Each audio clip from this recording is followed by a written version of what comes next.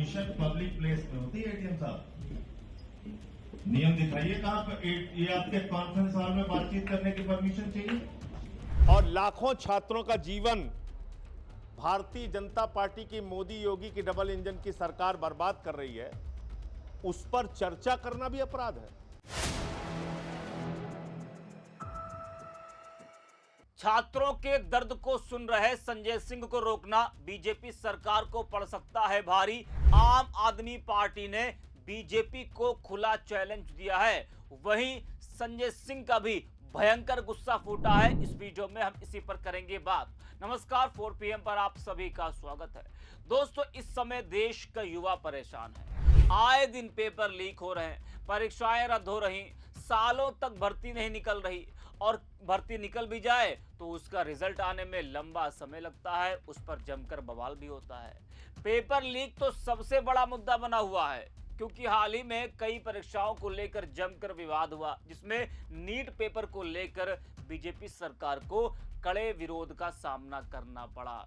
जी हां, paper leak और परीक्षाओं के रद्द होने को लेकर छात्रों के भीतर गुस्सा है, बेचैनी है, और सबसे बड़ा सवाल है कि आखिर उनकी मेहनत का जिम्मेदार कौन है। लेकिन हैरानी की बात यह कि जिन मुद्दों पर सरकार को जवाब देना चाहिए, उन मुद्दों पर सवाल उठाने वालों को ही रोका जा रहा है। विपक्ष की आवाज को दबाया जा रहा है। विपक्ष अगर छात्रों की, युवाओं की आवाज को उठा रहा है, उनके दर्द को सुन रहा है, उनकी तकलीफों को सुन रहा है, तो सरकार विपक्ष की आवाज को दबाने में लगा है।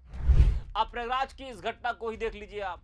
आम आदमी पार्टी के सांसद संजय सिंह सर्किट हाउस के बंद हॉल में छात्रों से मुलाकात कर रहे थे। पेपर लीक और रोजगार जैसे मुद्दों पर छात्रों से चर्चा कर रहे थे।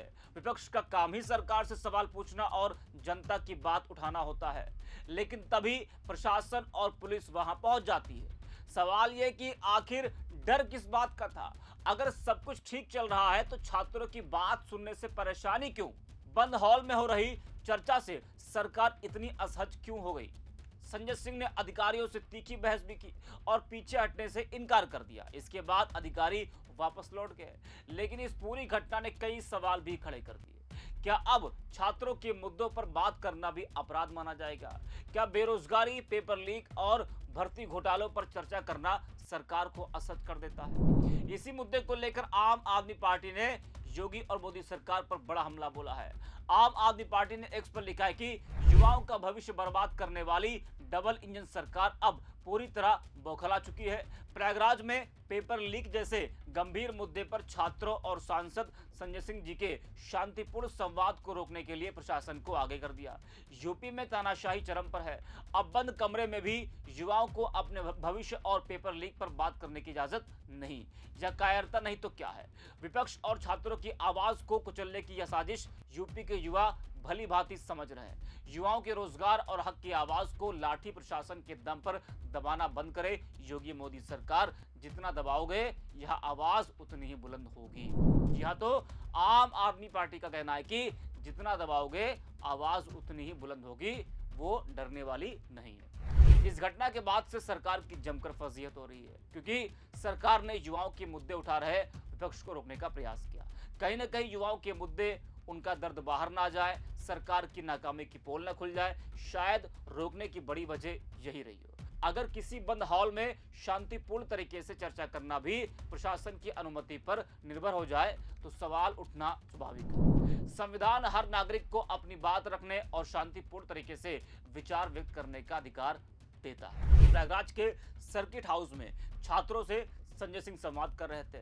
संवाद के दौरान सभागार में पुलिस बल के साथ अधिकारी पहुंच गए और अधिकारियों ने संजय सिंह से किनारे चलकर बात करने को कहा। इस पर संजय सिंह भड़क गए और अधिकारियों को जमकर खरी खोटी सुनाई। कहा कि जिस परीक्षा पर हो रही चर्चा को आप रोकने के लिए आए हैं, वही परीक्षा पास करके आप अधिकारी बने हैं। संजय सिंह अपनी जगह से नहीं हिले। उन्होंने कहा कि क्या मैं कानून व्यवस्था भंग कर रहा हूं जो आप मुझे रोकने आए हैं? आपको सर्किट हाउस के अंदर आने का अधिकार ही नहीं है। अगर मैं सार्वजनिक स्थान या सड़क पर कोई कार्यक्रम करता तो आप एक बार रोक सकते थे।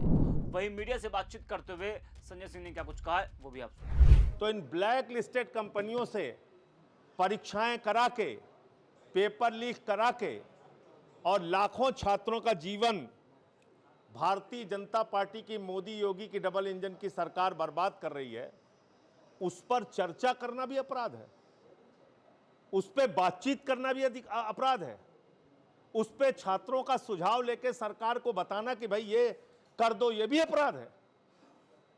तो अगर ये अपराध है तो यूपी के 75 जिलों में पेपर लीक पे चर्चा होगी। और आज तो यह आंदोलन की शुरुआत हुई है, लेकिन अब इसको और विस्तार दिया जाएगा और लखनऊ में भी छात्रों को एकजुट करके सरकार का घेराव किया जाएगा। या तो छात्रों की मांगे मानो, उनकी मांगों का समाधान करो, या सत्ता से जाओ। प्रयागराज से आंदोलन की शुरुआत हुई है, अब ये आंदोलन किस तरह से अब मोड़ आगे ले जाए? आप देखिए, जो दमन हो रहा है, दमन हमेशा आंदोलन को बढ़ाता है। अगर बंद कमरे में एक सांसद, विधायक, छात्र संघ के पूर्व अध्यक्षों को बातचीत करने की इजाजत नहीं दी जा रही है, तो आप कल्पना कर सकते हैं कि डबल इंजन की सरकार में तानाशाही कितने चरम पर है। तो इसलिए मैं बहुत स्पष्ट रूप से कहना चाहता हूं कि इसको आप दमन करके दबा नहीं पाएंगे। पेपर लीक पे चर्चा का कार्यक्रम अब आगे भी चलेगा। ये बनारस भी जाएगा, ये अलीगढ़ भी जाएगा, ये लखनऊ भी जाएगा, ये मेरठ भी जाएगा, आगरा भी जाएगा। तमाम विश्वविद्यालय जहां पे स्थापित हैं उत्तर प्रदेश के अंदर, उन सभी विश्वविद्यालयों के छात्रों को एकजुट करके और ये आंदोलन वहां तक पहुंचाया जाएगा। प्रयागराज में बीते दिन एक आंदोलन हुआ पेपर लीक मामले में, मैंने देखा तीन कोचिंग सेंटर बंद कर दिया आपने। मतलब ये मजाक है? कोचिंग सेंटर का संचालक अगर आंदोलन में चला गया छात्रों की आवाज में आवाज मिलाने के लिए, तो आप उसकी कोचिंग बंद कर देंगे? ये तानाशाही का आलम है। डिप्टी सीएम कहते हैं कि विपक्ष जो है मुद्दा विहीन है और कमरे में बैठकर सिर्फ एसी में ट्वीट करते हैं। आखिर ऐसी क्या वजह है कि विपक्ष सड़कों पर नहीं है? अरे भाई, वो सड़क पे आ जाए ना एक बार।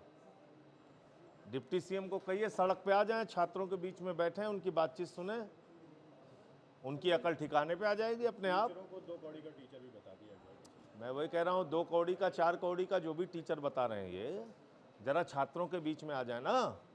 वो तो एसी कमरे में नहीं बैठ रहे हैं, वो तो कैंडल मार्च निकाल रहे हैं, वो तो गर्मी में पसीना बहा रहे हैं। डिप्टी सीएम को कहिए छात्रों के बीच में आ जाएं। क्या लगता है क्यों प्रशासन या सरकार लगातार क्योंकि इनके लोग ही शामिल हैं इसमें, क्योंकि इनके लोग ही पेपर लीक में शामिल हैं। सुना आपने। वहीं इस घटना के बाद से सोशल मीडिया पर लोग सरकार को जमकर खरी खोटी सुना रहे हैं। दिवेश नाम के यूजर लिखते हैं कि सांसद संजय सिंह प्रयागराज के एक बंद कमरे में पेपर लीक को लेकर बच्चों से बातचीत कर रहे थे, तभी प्रशासन के लोग आकर उन्हें रोकने की कोशिश करते हैं। आज तक के इतिहास में यह पहली बार हो रहा है कि बंद कमरे में भी बातचीत करने से रोका जा रहा है। आगे आप लोग खुद देखिए।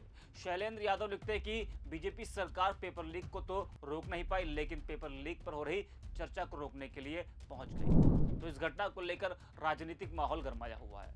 अब सवाल यह है कि आखिर छात्रों से संवाद करने में दिक्कत क्या? अगर सरकार अपनी व्यवस्था और कामकाज को लेकर आश्वस्त है, तो फिर ऐसे कार्यक्रमों से असहजता क्यों दिखाई दे रही है? विपक्ष इन्हीं सवालों को आधार बनाकर सरकार को घेर रहा है और इसे युवाओं की आवाज बनाम सत्ता की ताकत की लड़ाई बता रहा है। संजय सिंह को रोकने की यह घटना सरकार के लिए राजनीतिक रूप से उल्टी पड़ती दिखाई दे रही है। विपक्ष को एक नया मुद्दा मिल गया है और आने वाले दिनों में यह मामला और ज्यादा तूल पकड़ सकता है। आखिरकार जब मुद्दा युवाओं, रोजगार और भविष्य का हो, तब हर कार्रवाई पर सवाल भी उठेंगे और जवाब की मांग भी होगी।